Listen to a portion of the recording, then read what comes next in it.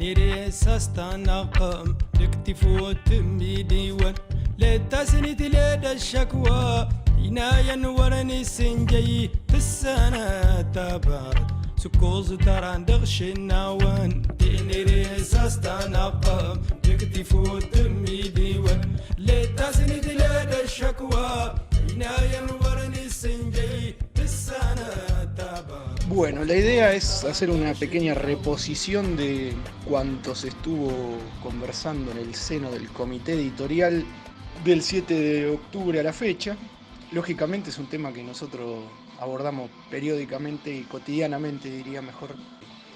Huelga aclarar que la simpatía y el compromiso con la causa palestina es algo que no viene al caso ponerse a levantar la banderita, sería redundante. Se sobreentiende que estamos ahí, digamos, ¿no? Pero bueno, como para comenzar, me parece bastante pertinente hacer esa salvedad con respecto a, en general, me parece que puede abrir una linda ventana para tratar de salir del team tal cosa, team tal otra, del binarismo sociópata en el cual nos ha metido la dinámica de redes sociales con absolutamente todo.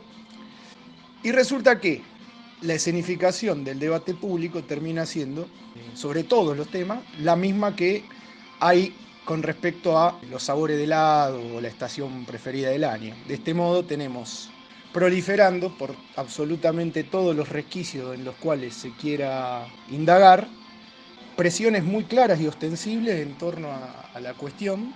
Obviamente la escenificación y la puesta en escena, valga la redundancia, del conflicto es abrumadoramente, desvergonzadamente, incluso cínicamente escenificada, no me sale otra expresión, con un sesgo marcadamente pro-israelí, por diversos motivos que tal vez resulte obvio redundar al respecto, ¿verdad?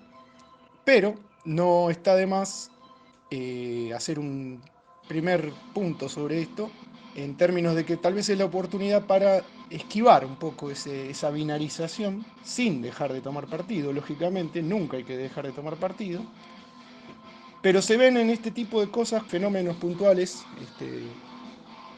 pequeños desplazamientos, sobre todo en algunos referentes del pensamiento en general, cosas tales como, este mostró la hilacha y demás, cosas así. Sobre todo porque el tema de Israel es muy caro a cierta intelectualidad, sobre todo en nuestro país, que tiene ostensibles y duraderos vínculos con lo que es la comunidad judía. Y ahí empieza a entrelazarse la cuestión que, bueno, me parece que la vamos a tratar un poquito más adelante.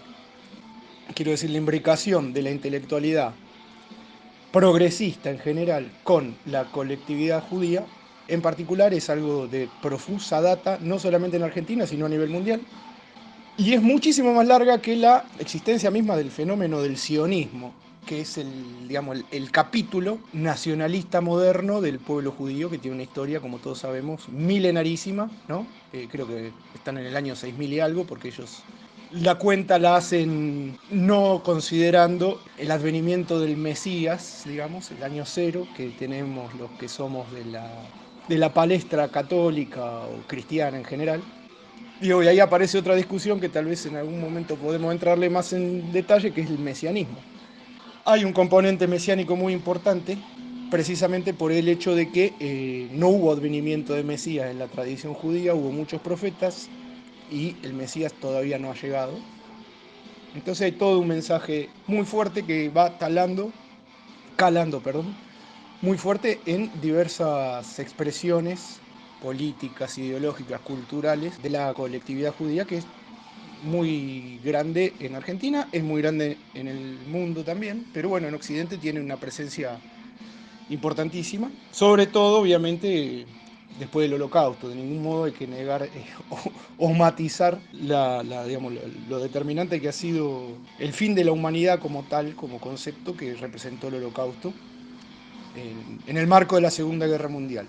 Y acá hay un dato importante, que es precisamente después de la Segunda Guerra Mundial, tal vez en el primero y último acto de implicancia concreta que ha tenido la ONU cuando proclama entre el 47 y el 48 la exhortación a la creación de un Estado para la comunidad judía en lo que hoy se conoce como Israel, que en ese momento era Palestina. Y ahí que empieza el quilombo, ¿no? Bueno, esto no quiero tal vez abrumar con esto porque se puede googlear, hay muy buenos documentales, muy buena data por todos lados, y algo positivo de la porquería virtual en la cual estamos insalvablemente metidos en la diaria es que tenemos acceso a un montón de información al alcance de la mano.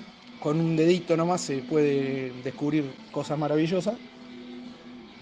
Y lo loco y paradójico es que no se hace uso, no se echa mano precisamente a la posibilidad que se tiene de indagar en lo que se nos cante, entre otras cosas, la historia del sionismo, la historia del Estado de Israel como tal, la historia del pueblo judío, que es riquísima, interesantísima, y que bueno, como mencionaba recién, los aportes a lo que son las intelectualidades progresistas, siendo muy amplio en este término, lo quiero resaltar, por parte de personas pertenecientes a la colectividad judía son abrumadores, ni hablar que podemos citar, por ejemplo, a Marx, al propio Freud, a Spinoza, este muchacho Maimónides, en fin, infinitos aportes han hecho al progreso, literalmente al progreso de la humanidad, referentes surgidos de la comunidad judía. Pero bueno, probablemente retomemos esto más adelante, o tal vez no. Vamos a ver cómo me lleva la zapada, la improvisación. Yendo a los hechos concretamente, estamos todos de acuerdo en que lo que se vio el 7 de octubre, el ataque, yo en algún momento lo describí como un malón mecanizado que dirige la organización Hamas en puntos no marginales, digamos, del creciente asentamientos de colonos israelíes en la zona, aledañas a la Franja de Gaza.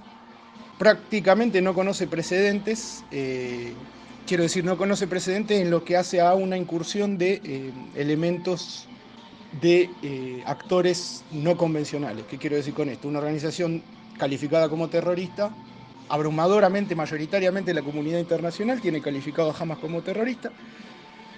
Ahí se puede establecer otra discusión, sí, utilizan el terrorismo como método, pero bueno, ahí aparecen las grandes voces que por suerte también se están escuchando diciendo, bueno, y lo que hace Israel no es terrorismo, etcétera, etcétera.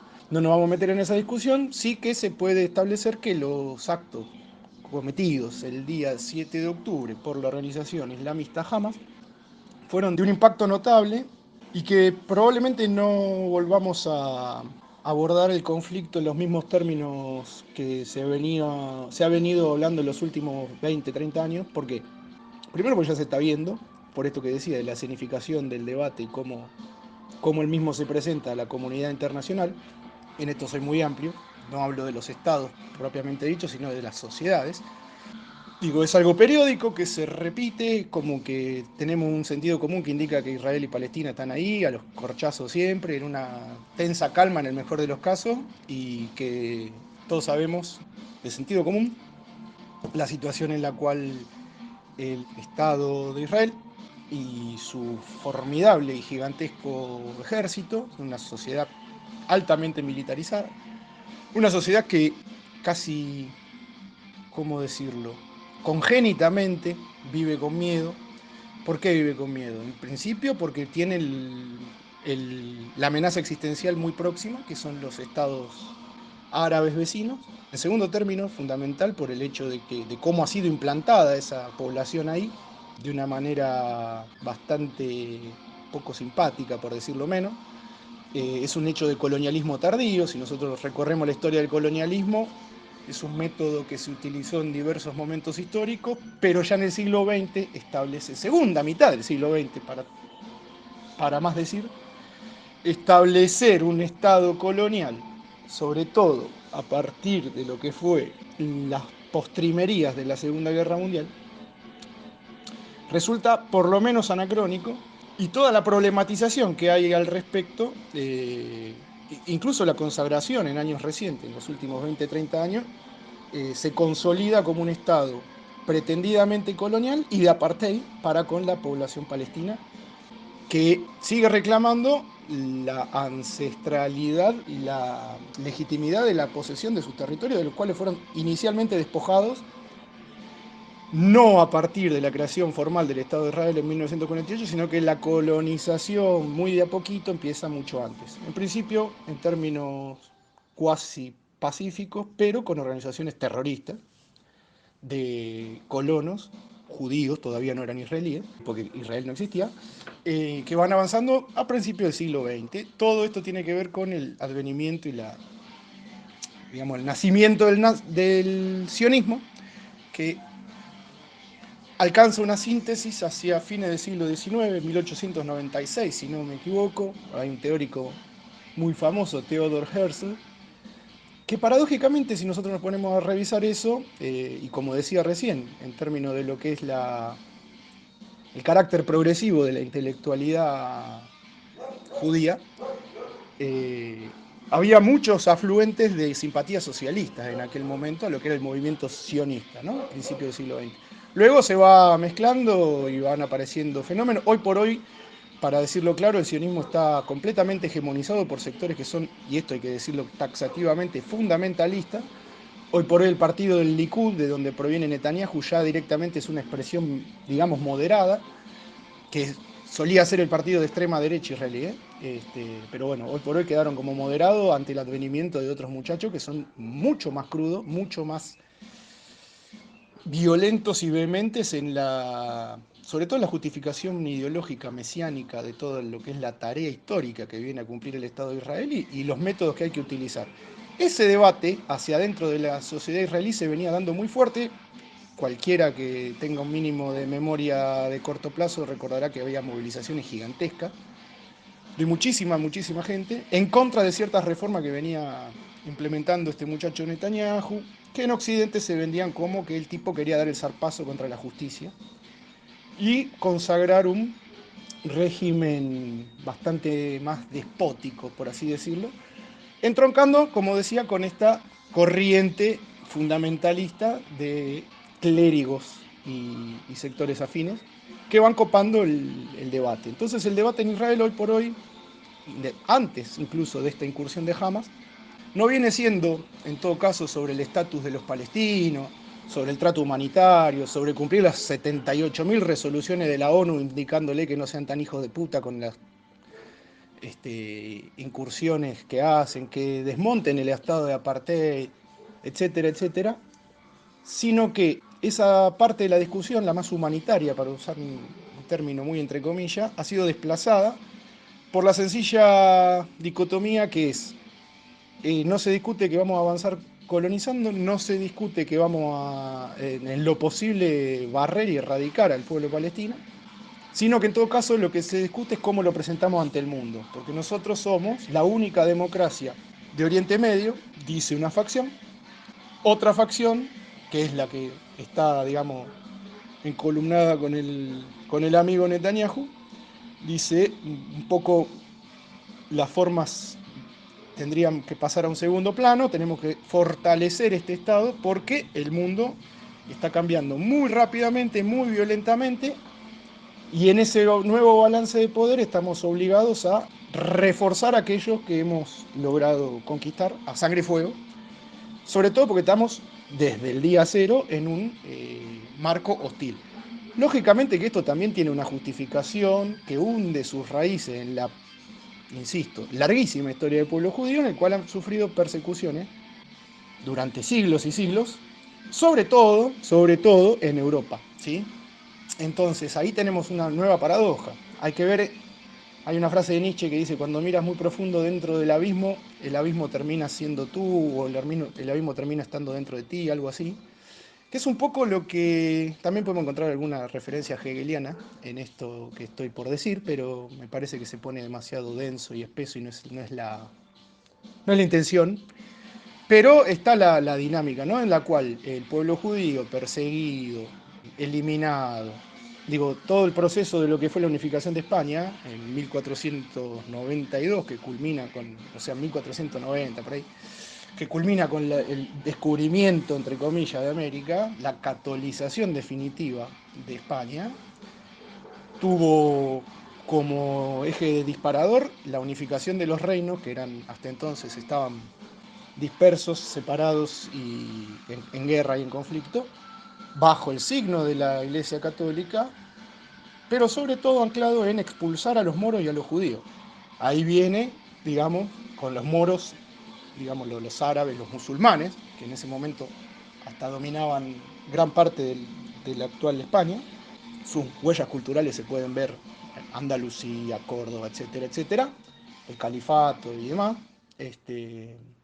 Ahí va un proceso de conversión masiva, ahora o te matamos o te convertís al catolicismo. Bueno, hubo muchos judíos que se convirtieron para salvarse, básicamente. Pero ese es un solo momento de la milenaria persecución que se operó contra los judíos, que da por resultado, y esta es la paradoja que quería resaltar, que decía de reminiscencia, podemos encontrarla en Nietzsche, podemos encontrarla en Hegel, podemos encontrarla en el propio Marx incluso, pero bueno, independientemente de eso, como el sionismo, como movimiento, nacionalismo típicamente europeo, tardío incluso, de fines del siglo XIX, forja una misión histórica muy similar a aquellos nacionalismos y otros ismos que fueron los perpetradores de su continua persecución y masacre y destierro.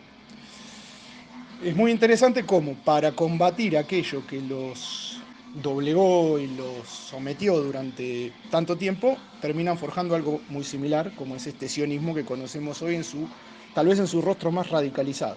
Decía entonces, se va imponiendo la facción de Netanyahu con un componente militarista, mesiánico, religioso muy fuerte. Desde el año 2018 creo que Israel está consagrado constitucionalmente como un Estado judío. Esto no es una pavada, porque adquiere un carácter confesional, lo cual es más que decir un carácter nacional. Quiero decir, ¿existe el pueblo judío? Sí, existe el pueblo judío. ¿Existe la religión judía? Sí, existe la religión judía, pero ahí hay una sensible diferenciación que el sionismo trata de no hacer, con éxito trata de no hacer, porque después tenemos este tipo de cosas en las cuales aparecen intelectuales, por decirlo, ejemplos muy claros y concretos, intelectuales importantes de la progresía nacional, no quiero hacer nombre porque no me parece de buen gusto, que de repente sorprenden a quien está de este lado, al que consume, digamos, las cosas que dicen y producen. Entonces, mirá cómo cierra fila con el Estado de Israel, con esta porquería. Claro, cierra fila porque la identidad judía es algo que tiende a ser bastante monolítico y homogéneo, y tiene una razón de ser, tiene un motivo por el cual serlo, y tienen argumentos de sobra para haber construido una identidad en la cual, digo, uno es Israel, aunque no viva en Israel. Tiene que ver con las escatologías y otras cosas que nombraba en otra filtración del comité editorial el camarada Sebastián, pero bueno, excede un poco el marco. Pero bueno, sencillamente tratando de sintetizar, las facciones que se están imponiendo en torno a Netanyahu tienen que ver con una mayor homogeneización del paquete sionista agresivo. Y en ese momento, no casualmente, justo cuando Netanyahu se veía bastante en penitencia por Occidente, Biden y distintos personajes del Occidente, que tan indisolublemente unido está el Estado de Israel y su continuidad, Estados Unidos puntualmente, pero casi todo Occidente, Europa ni hablar, lo venían como diciendo, bueno, che, te estás zarpando, en fin. Aparece este ataque brutal de Hamas, sobre el cual ya hay evidencias, y los propios Estados Unidos dijeron, Egipto avisó que venía algo grande, el Mossad, el servicio de inteligencia israelí, es uno de los mejores del mundo, esto no dicho por propios extraños, ¿no? Lo cual transforma, digamos, los eventos del 7 de octubre, el ataque masivo, el malón mecanizado de Hamas, en una especie de nuevo Pearl Harbor, del cual, el ataque de Pearl Harbor por parte de los japoneses en Hawái contra Estados Unidos, está todo claro que los yanquis sabían que venían los Ponja. Bueno, acá parece ir a lo mismo, a Netanyahu le sirvió para sellar un acuerdo de unidad nacional, para darle la razón a todo la corte de sociópatas que rodean su proyecto político y adhieren a él, y reforzar y relanzar por enésima vez la guerra contra las organizaciones terroristas del pueblo palestino. Entonces, ¿cuál es el chiste? Esto es viejísimo, también lo hemos visto sobre todo en las guerras de descolonización de África. Ahí aparece una nueva doctrina en términos de seguridad interna y demás. En Vietnam ni hablar, bueno, en fin. Es esto, no puedo distinguir dónde está el enemigo, todos son el potencial enemigo, luego tengo que matarlos a todos. Y acá estamos viendo cómo se bombardea indiscriminadamente la franja de Gaza, que para hacer una pequeña, digamos, ejemplificación es un pasillo de 41 kilómetros de largo por 10 kilómetros de ancho. La superficie total es más o menos equivalente a La Matanza, el barrio de acá, digamos, la localidad de acá del conurbano. Y viven alrededor de 2,5 millones de personas, ¿sí? Hace años que se viene denunciando a partir del recrudecimiento del régimen de apartheid, sobre todo a partir del año 2007, que es cuando Hamas empieza a gobernar en la franja, que eso es una cárcel a cielo abierto, un campo de concentración donde está encerrado el pueblo palestino. Hay refugios de refugiados, a la redundancia, etcétera, etcétera. Hay un nivel de locura de permiso para pasar a la zona A, la zona B, la zona C, que es delirante porque no hay continuidad, digamos, territorial entre una zona y la otra. Está todo diseñado para volver loca a quien vive ahí, a quien no es judío de raza y de religión. Esto lo digo con toda la pesadez que puede llegar a tener el término, porque así lo está pensando el propio Estado de Israel, no porque a mí se me ocurra. Y sobre todo, y ahí está el chiste, está prácticamente bloqueado. Es decir, Israel decide cuándo entra y cuándo no entra mercadería, agua, insumos básicos, cuestiones para la salud y demás. La población es la más pobre de la región. Si quieren trabajar, tienen que trabajar en las condiciones que impone la clase dominante, que, o casualidad, es abrumadoramente israelí. Entonces, digo, lo que tienen ahí es un reservorio, una cárcel a cielo abierto, de la cual extraen, además de todo, mano de obra barata. Cualquier similitud con el régimen de apartheid de Sudáfrica no es casualidad. Esto está bastante estudiado, digitado y previsto que sea así. En ese sentido, surgió en el debate constante que tenemos en el comité editorial una categoría que a mí me gustó mucho, me pareció bastante expresiva, de que podemos hablar de que Israel se trata de un Estado colonial fallido. ¿Por qué fallido? Bueno, la definición básica de Estado fallido es, digamos, la medida en que el Estado es aquella institución o conjunto de instituciones que reclama con éxito el monopolio de la violencia en un territorio determinado, donde además convergen ciertas características nacionales de la población, etcétera, etcétera, culturales y valores en común.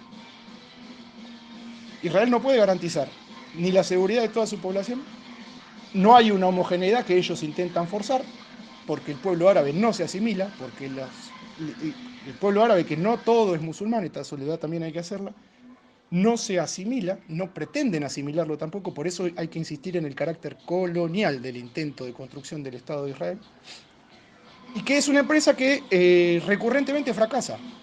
Si nosotros nos vemos, comparemos con la historia argentina. Argentina tiene desde el año 1880, culminada la campaña del desierto, sobre la cual me voy a eximir de hacer comentario en este momento, un dominio extenso y prácticamente incontestable sobre todo su territorio, el Estado nacional. Bueno, en Israel eso no sucede, ¿sí?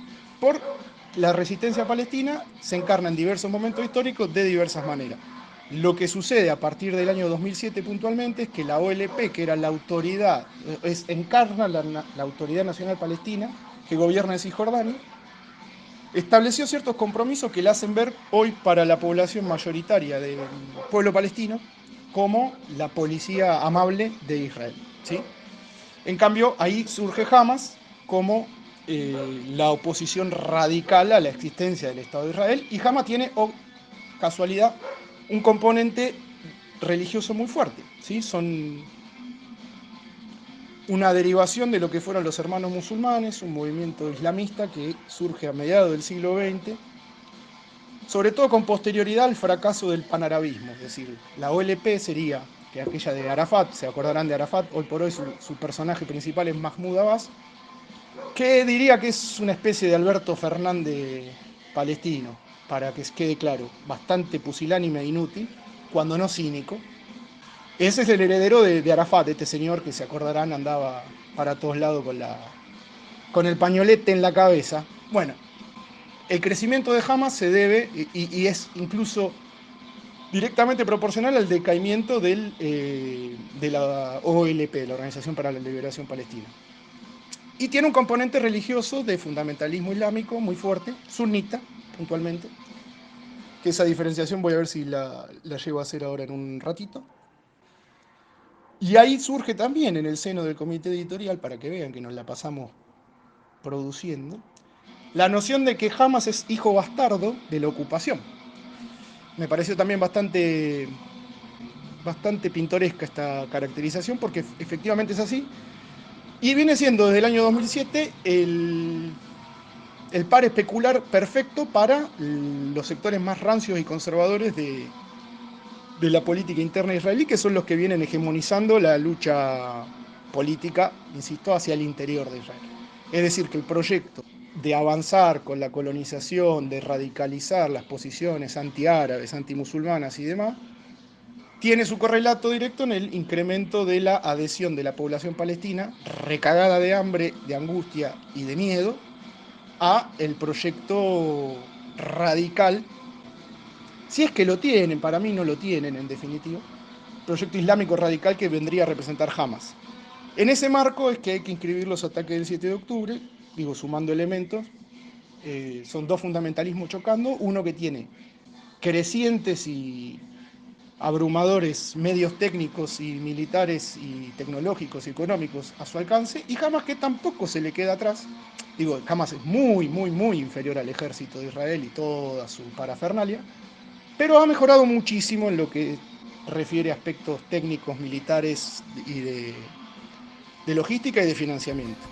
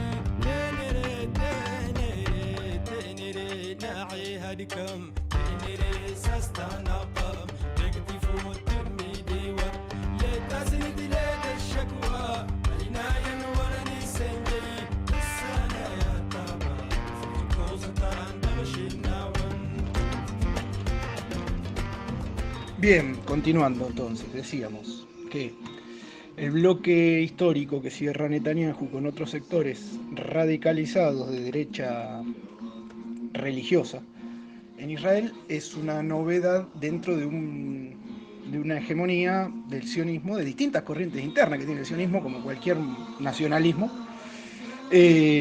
Básicamente lo que yo veía el otro día, que decían que el laborismo, que está representado por algo que llamaba Haaretz, está muy en declive hace 10, 15, 20 años. Y bueno, van ocupando lugares, la política del vacío no existe y la hegemonía incontestable dentro del sionismo la tienen sectores radicalizados de ultraderecha, que, como decíamos, no es que discuten el estatus de los palestinos, de los árabes, de los musulmanes, porque ellos meten toda la misma bolsa y a ese juego maniqueo se prestan también, lógicamente, los medios de comunicación, no solamente acá, sino en todo Occidente. Reducen a todos a lo mismo, invariablemente, y bueno, están relanzando la construcción y el afianzamiento de esta misión histórica que es el Estado de Israel. En ese sentido, me parece pertinente establecer, como ya dijimos, Hamas es su contracara predilecta por la sencilla razón de que son igual de intransigentes es un otro muy radical, es muy otro, digamos, y es muy taxativamente opuesto. No, la excusa, digamos, de los sectores conservadores y reaccionarios de Israel viene siendo desde un tiempo a esta parte: no tengo un otro con quien dialogar, entonces lo tengo que combatir, no me queda otra. Porque fíjense lo que son unos salvajes, unos terroristas, etcétera, etcétera, y a su vez, como es un actor no convencional, una fuerza irregular, no sé dónde está. No sé dónde está, aunque tengo la mejor inteligencia del mundo, no puedo identificar, esto es medio chistoso, sería chistoso si no fuera trágico, no puedo identificar quiénes son los que tengo que ir a liquidar, con lo cual, bueno, indiscriminadamente tengo que tener a raya a la población, azotarlos y vejarlos sistemáticamente, tenerlos vigilados, y además, bueno, eso, ¿no? En ese marco irrumpen los hechos del 7 de octubre, que, insisto, la comunidad internacional dice, bueno, pará, la inteligencia israelí no sabía de esto. Salió muy, muy inmediatamente. Eso me parece un detalle que parece menor en el cuadro general, pero no lo es en absoluto. Pues sobre todo porque Estados Unidos, que es el sostén determinante de Israel, desde que existe Israel, puso algunos matices, puso algunos puntos sobre las IES. No obstante, envió inmediatamente 2 portaaviones con alrededor de, creo que eran 7.000 marines, ahí cerquita al Mediterráneo, para que estén ahí viendo qué onda. Y un paquete de ayuda así gigantesco, de mucha guita. Incluso la discusión hacia adentro de Estados Unidos viene siendo, che, nos estamos haciendo cargo del quilombo de Ucrania, también vamos a bancar a Israel. Y la élite del Partido Demócrata, con el abuelito Biden a la cabeza, pero sobre todo con Hillary Clinton, Blinken y demás personajes, salen muy orondos a decir, sí, sí, sí, estamos con Israel, qué sé yo, pero bueno, no hagan cagada. La tiraron así, oponiéndose a algo con lo que se está especulando ya hace una semana, que es que ingresen por invasión terrestre a Gaza y hagan una limpieza cruenta, y que puede ser muy fuerte y muy despiadada para con la población local, pero sobre todo también, y esto no se dice, para con el propio ejército. No es mi expertise específica lo militar, pero tengo entendido que digamos, el combate casa por casa, este tipo de confrontación con una fuerza irregular, por más pertrechado y entrenado que esté el ejército invasor, o el que está, digamos, realizando la operación, es trágico, es muy desgastante. Israel, es muy importante la propaganda en Israel y la noción compartida de somos un pueblo, este es un lugar seguro. Si nosotros vamos a ver la propaganda por las buenas de Israel, es todo el tiempo tratando de mostrarse amigable, pacífico, moderno, tolerante, democrático, etc. Y eso convive con uno de los ejércitos más fuertes y despiadados y hipertrofiados del mundo. De hecho, el servicio militar es obligatorio para toda la población, e incluso para personas que no viven en Israel pero tienen la ciudadanía. Conocemos casos acá mismo en Argentina de gente muchachos que son a determinada edad, si tienen la doble nacionalidad, tienen que ir a cumplir 2 años de servicio militar.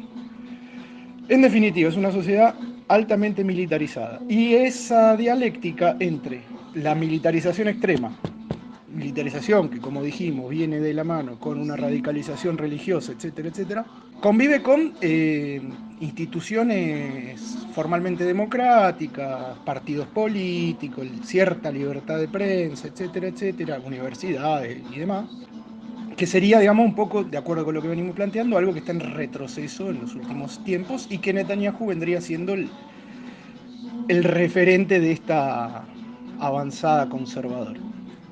Para no redundar, me parece que es necesario repasar lo más brevemente que se pueda un poco de los movimientos regionales que está habiendo, porque están habiendo algunos chispazos no menores en lo que es la frontera norte de Israel, que vendría siendo el sur del Líbano, con quien Israel tuvo una confrontación muy importante hace unos años, en el año 2006, una guerra con Hezbollah, que es la organización militante islámica chiita, esto es importante establecer la diferenciación, de Líbano, que tiene un nivel de penetración en el aparato estatal que son parte integrante del gobierno de unidad nacional que a duras penas se sostiene en el Líbano, que bueno, esto de que es un breve comentario, está dividido de acuerdo a etnias y religiones. La composición, digamos, religiosa es muy importante y está como equitativamente repartido en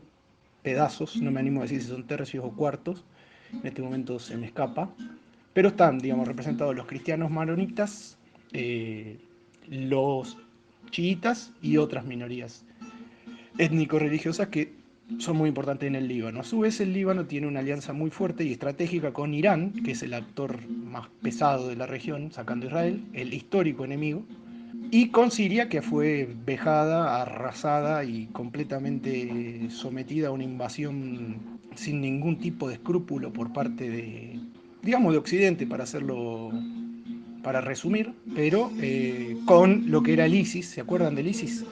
El ISIS como mascarón de proa, que primero lo pintaban como una insurgencia local contra el dictador al-Assad, después saltó la ficha de que eran unos fundamentalistas islámicos, también eran un refrito de mano de obra desocupada de lo que había sido en su momento el ejército iraquí de Saddam, bueno, unos lumpenes descabezados que se vistieron de extremista islámico, sunita, y encabezaron lo que fue el intento de despedazamiento de Siria. Siria durante prácticamente 10 años resistió, no sin ayuda de los rusos, y acá empieza a ponerse interesante la cosa, no sin ayuda de los rusos, no sin ayuda de Irán, no sin ayuda del Líbano y Hezbollah.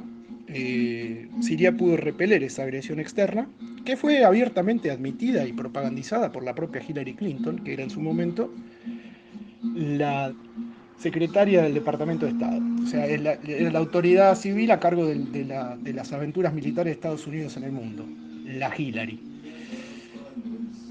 Durante esos años se fortaleció lo que llaman Siria, Irán y Líbano el eje de la resistencia. Bueno, esos actores se están moviendo muy rápido y muy fuerte y de manera no tan, digamos, visiblemente coordinada, pero coordinada al fin con China y Rusia, que están, como sabemos, desplegando toda una estrategia de recomposición del orden mundial.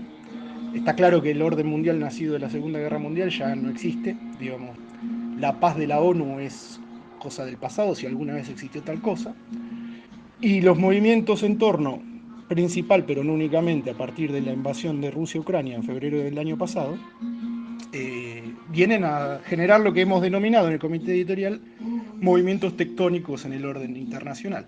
Esto también se juega ahí porque de la mano de China se había venido impulsando un acercamiento histórico sin antecedentes entre lo que es la República Islámica de Irán. Irán es una república islámica chiita, acaso el régimen teocrático más nítidamente definido de cuantos hay en la región, junto con Arabia Saudita, que era su enemigo histórico, es decir, la República Islámica de Irán chiita, la monarquía, el reino de Arabia Saudita, igual de teocrático, igual de reaccionario. Incluso diría que Arabia Saudita es más teocrático y más reaccionario que los propios iraníes. En ese marco meten la cuchara a los yanquis, que están medio dormidos, y empiezan a traccionar a su aliado histórico Arabia Saudita y decirle, che, no hagas cagada, Irán es el diablo. Y venían tratando de retomar el cauce que había dinamizado Trump, los famosos acuerdos de Abraham. Digo, la paradoja de Trump es que todo el arco político dice que es un bruto, fascista, basura, la peor porquería de la ultraderecha y demás. Y el tipo cerró alrededor de 9 conflictos militares que venía arrastrando Estados Unidos de larguísima data. Y también fue parte y patrocinador especial de lo que fueron los acuerdos de Abraham, que Israel pudo constituir con el reconocimiento de algunos de los estados menores de la región, estados árabes, los Emiratos y demás, Omán y alguno más. Arabia Saudita no reconoce formalmente a Israel, estaba a punto de reconocerlo a partir de este último coqueteo que estaban teniendo, y en ese momento, digo, esto es importante en lo simbólico. ¿Por qué? En Arabia Saudita están la Meca, que es el lugar más sagrado del Islam, y está el segundo lugar más sagrado del Islam, que ahora no me voy a acordar cuál es, pero bueno, Esto es para que vean que es bastante improvisado el asunto, y así tiene que ser. Está el segundo lugar de peregrinación más famoso y más digamos, devocionado del Islam, que nota al pie es la religión más extendida en el mundo, ¿sí? Y es la que más crece. Esto también se podría analizar y tener en cuenta. Lo vamos a mencionar ahora más adelante con un temita que también vale la pena ver en perspectiva. El tercer lugar más sagrado del Islam es el Templo de la Roca, que está precisamente en Jerusalén, y el cual han venido mancillando recurrentemente personajes de catadura reprochable de lo que es la comunidad israelí, yendo a provocar a lugares sagrados del Islam. Lo vienen haciendo como si fueran manifestaciones civiles, digamos. También hay que decir de los colonos, cómo nos venden la situación de los colonos israelíes en los medios, como una pobre gente que está ahí en el desierto, en una comunidad pequeña, aislado, tratando de generar un vergel en el desierto, y son gente que vive en una familia, en un kibutz y demás. Es bastante verso, es decir, existe toda esa parte, pero eso, como son fuerzas de ocupación irregulares, esos civiles no son tan civiles, son más bien paramilitares. Diría que el colono más pacifista tiene unas cuantas granadas en su casa y algún que otro fierro también. Cerrando ese paréntesis, también hay que marcar que el 7 de octubre se tira por la borda cualquier posibilidad de reconocimiento de parte de Arabia Saudita para con el Estado de Israel. ¿Por qué? ¿Porque Arabia Saudita simpatiza con Hamas? No. O en todo caso, si lo hace bajo cuerda, ¿sí? Hay mucho financiamiento. Hay que pensar que es la región con más movimiento financiero a nivel mundial, son incalculables y todo se mueve en negro. La guita que se mueve en el Golfo Pérsico, sobre todo el recurso del petróleo y demás, es incalculable. Hay un dicho que tienen los fabricantes de Rolls Royce, el auto más caro del mundo y más insigne, el que típicamente usan los jeques árabes, que es que dicen, el que va a comprar un Rolls Royce no pregunta cuánto sale, y generalmente es un árabe el que compra el Rolls Royce. Es decir, gente con muchísimo dinero y que tienen una devoción y una, ¿cómo decirlo?, una simpatía sincera con lo que es la causa palestina, aunque los prefieren lejos, ¿sí? Es como mirá, bueno, vamos a tirarle unos morlacos a estos tipos a ver si fundan una escuela, una universidad, una mezquita, y bueno, también si quieren comprar comida y pertrechos militares, no estaría tan mal. Lo que se está ciñendo sobre este pelote geopolítico que está viendo es la posibilidad de que el mundo islámico, que no es digamos, homogéneo para nada, como dijimos, hay sunitas, chiitas, hay muchísimas otras más pequeñas, como los sufíes y demás, tenga un eje ordenador en torno a la emergencia de la cuestión palestina, al punto tal de que antes de ayer, hoy es 20 de octubre, el 18 se juntaron abiertamente sendos dignatarios oficiales de Arabia Saudita y de Irán, y se sacaron la foto. Es decir, esto es importante y le pone algún que otro interrogante allí donde no da el sol a la diplomacia estadounidense, que por otro lado se está moviendo contra reloj. Ha ido Blinken, que es el secretario de Estado. Creo que Biden fue y no sé, medio que le cancelaron una reunión Egipto y Marruecos y demás. ¿Qué es lo que pasa acá?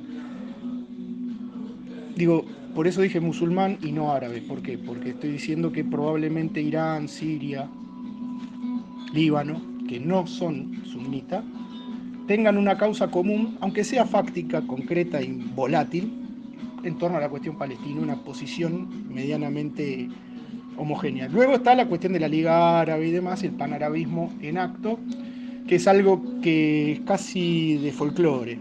¿Qué quiero decir con esto?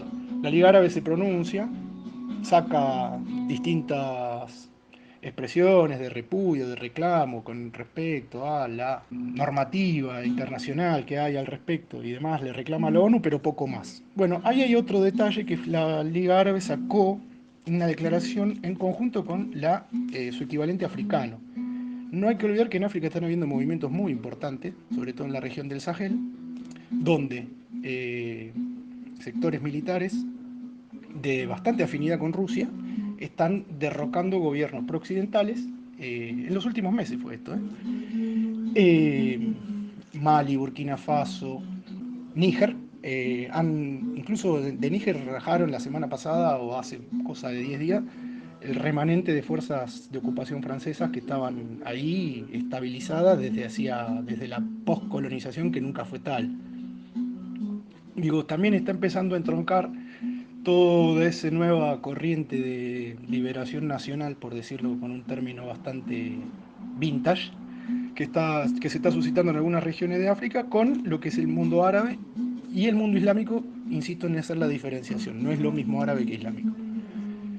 En todo este tablero, obviamente, está también dando vuelta a la cuestión de lo que es Armenia, Nagorno-Karabaj, esa zona que Azerbaiyán ya finalmente tomó y se anexionó, también hace cosa de un mes o 2 meses. Y digamos, esto es un mundo convulsionado en el cual hay diferentes presiones en un sentido y otro, y está esta cosa de los movimientos tectónicos. Ahora bien, los países árabes con respecto a Israel y Palestina tienen una posición taxativa y demás. En realidad es bastante taimada la cuestión. Oficialmente dicen una cosa, en términos concretos hacen otra, mucha bola al pueblo palestino y su causa no le dan. Como decía recién, a lo sumo le tiran algún financiamiento bajo cuerda para que los palestinos hagan literalmente lo que puedan. Literalmente Palestina hace lo que puede, y puede bastante poco. Ahí es donde, como decíamos anteriormente, ahí es donde hace pie Hamas. Por diversos motivos que tienen que ver con la subjetividad de una población completamente sometida, vejada constantemente. En ese marco, también hay que decir, la presión popular en los países árabes con respecto a la cuestión palestina es determinante. No es tanto que los estados y las élites árabes tengan una afinidad especial por los palestinos y demás, como les gusta declarar, sino sobre todo se cuidan mucho de las explosiones internas.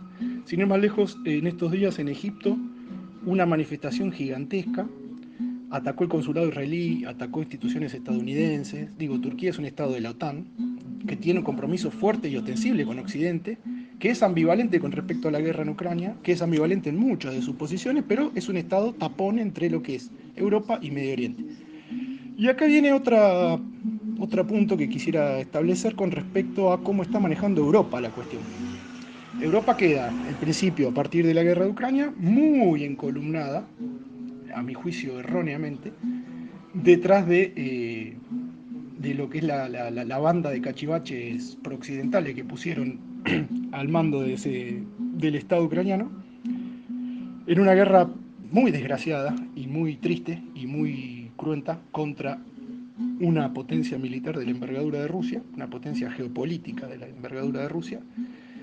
Europa sufre las consecuencias de los bloqueos que han intentado establecer en términos comerciales y financieros contra Rusia. Digo, está teniendo inflación por primera vez en muchos años y demás. El tema de la energía es muy importante. Todo el suministro de gas de Europa prácticamente dependía o depende todavía de Rusia, y eso lo están empezando a sentir hace ya un tiempito.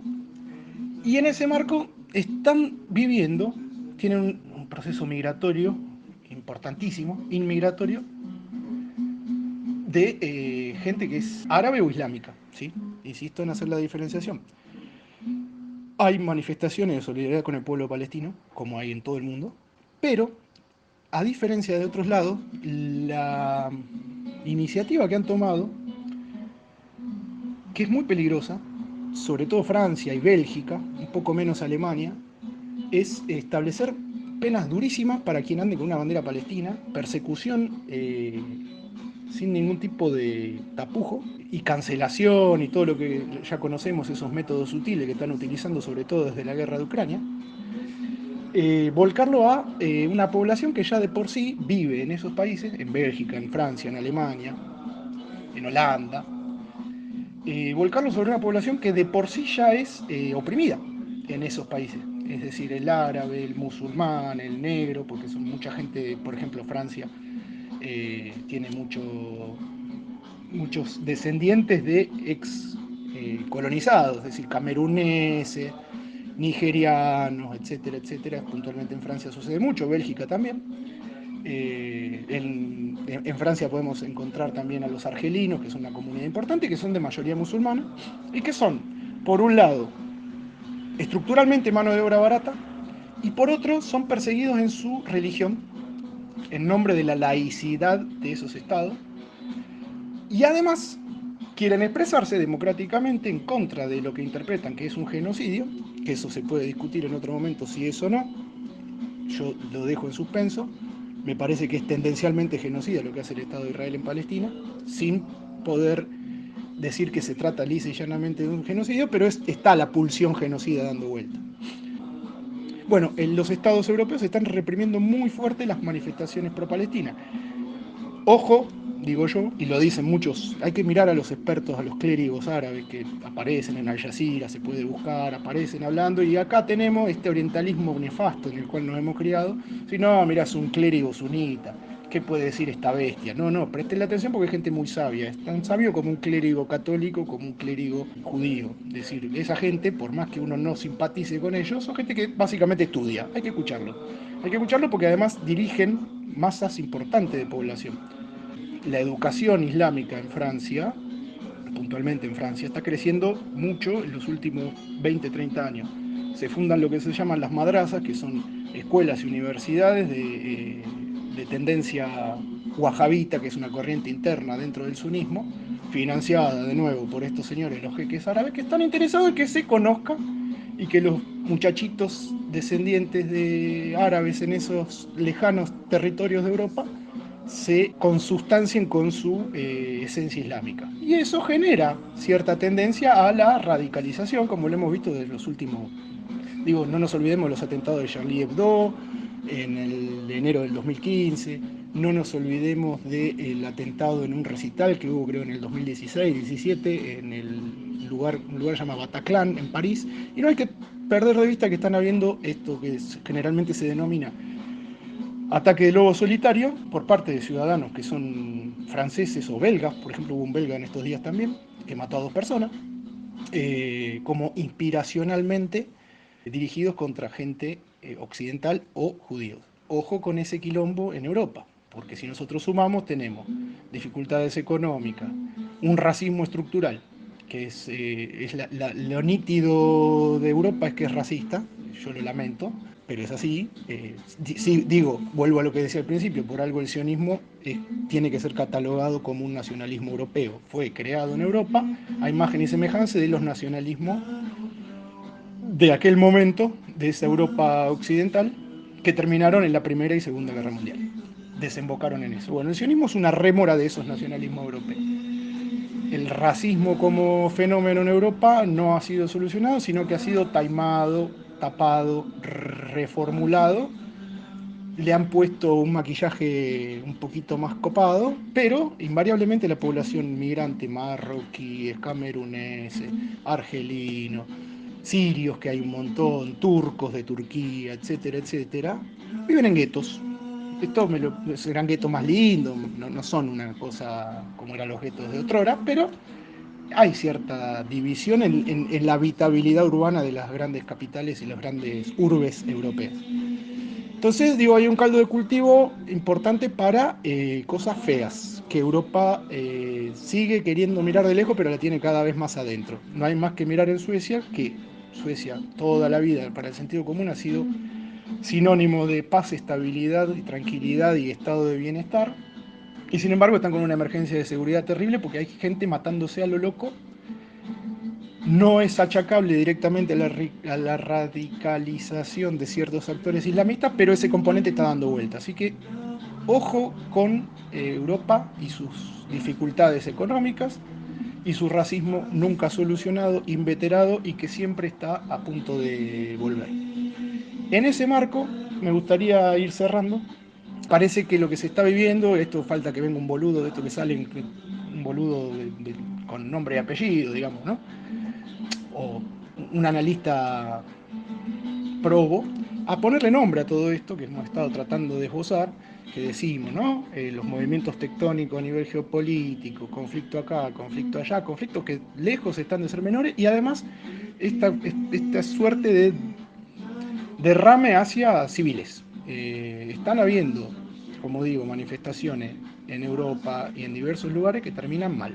Se están radicalizando, en Estados Unidos también, acá en Argentina por suerte estamos todavía bastante cívicos, pero los componentes objetivos para que se radicalicen los conflictos sociales mediados por, o digamos, condimentados por conflictos de este tipo, que tienen que ver con la raza, la nacionalidad, la religión y demás, están también en el aire, y eso es un cóctel importante para coadyuvar en lo que son los enfrentamientos bélicos en curso, que repasemos, dijimos, Ucrania, Rusia, van a seguir ahí un rato largo más. Rusia ya demostró que tiene espalda para seguir sosteniendo el esfuerzo bélico. Ucrania está siendo devastada y estos hijos de puta que están al mando del Estado ucraniano están directamente decididos a rifar absolutamente todo lo que tenga forma humana en esa carnicería. El tema migratorio y la inflación y los grandes despelotes en Europa no van a hacer sino recrudecer. Ni hablar Palestina con Israel, están habiendo, como dijimos, choques con Hezbollah en el sur del Líbano. La latente y demorada incursión terrestre en Gaza, que probablemente sea una apuesta que ha hecho Hamas, que sea, vení, metete, que acá vas a sufrir el infierno. Dicho de Hamas para con las fuerzas del Estado de Israel. El conflicto de Armenia con Azerbaiyán, que parece algo menor, parece que ya estaría en vía de solucionarse, no parece ser tan así. Azerbaiyán aparentemente tendría, con el respaldo de Turquía, la intención de seguir avanzando sobre el resto de Armenia. Y ahí también hay tensiones étnicas y religiosas de larga data. El otro holocausto absolutamente silenciado en general es el holocausto del Estado de Turquía para con la población armenia. Se cargaron alrededor de 4 millones de personas a principios del siglo XX y ahí estamos como si nada. Hay toda una tensión ahí que como digamos, rehuye la historia, ¿no? Ni hablar que el rol de Estados Unidos en todo esto es clave, y no parece ser la élite actualmente en el poder, algo que paradójicamente, como decíamos hace un rato, algo que sí tenía la impronta de Trump, que era ser un poco menos demente. Esta gente está muy mal de la cabeza, son realmente fundamentalistas. Quiero decir, Biden, Obama, Hillary Clinton, los demócratas, están en un acaso paradójico rebrote belicista con respecto a la posición de Estados Unidos en el mundo, que no hace sino retroceder frente a su gran contendiente hoy, que es China.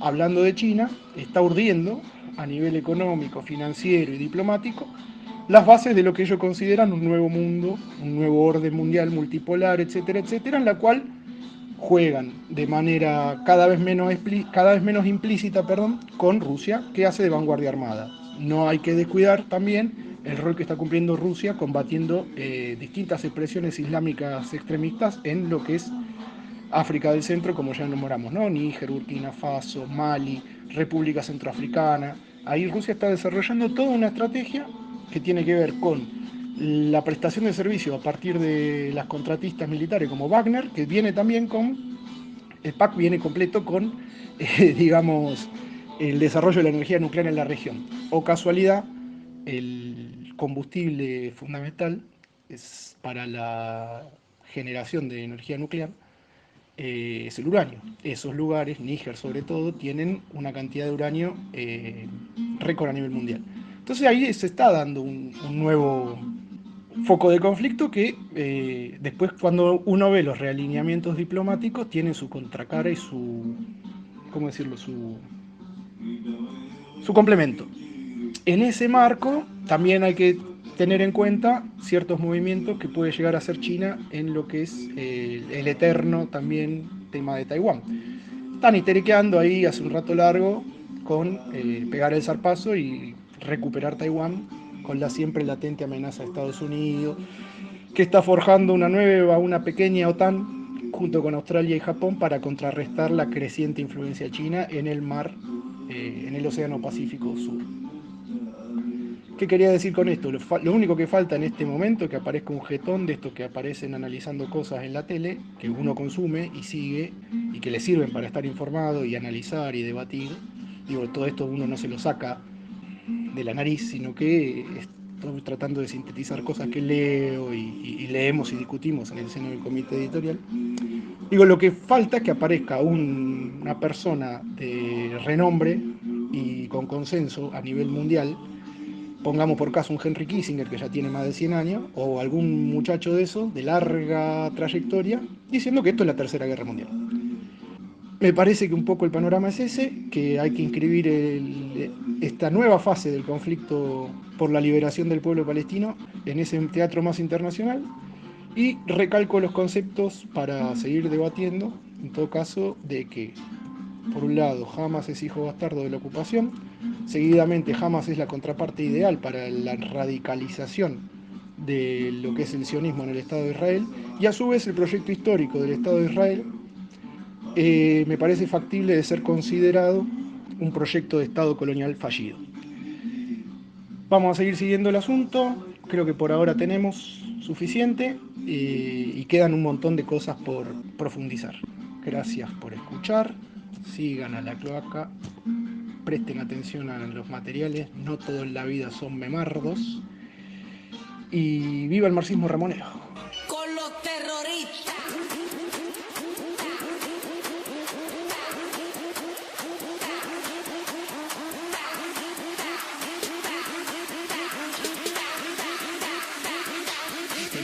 Harlem Shake.